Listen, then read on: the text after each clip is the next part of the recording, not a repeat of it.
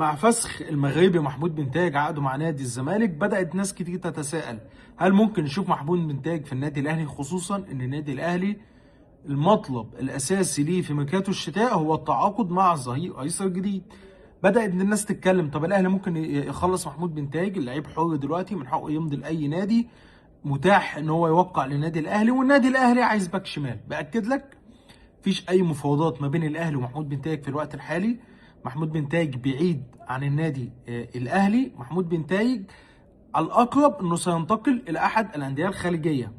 الاقرب انه سينتقل الى احد الانديه الخليجيه، مش هيكمل في الدوري المصري. عنده اكتر من عقد خليجي، وارد جدا زي ما قلت لك الساعات اللي فاتت خلال ايام تسمع ان محمود بنتايج مضى في نادي جديد. الاقرب هو احد الانديه الخليجيه، والنادي الاهلي بعيد.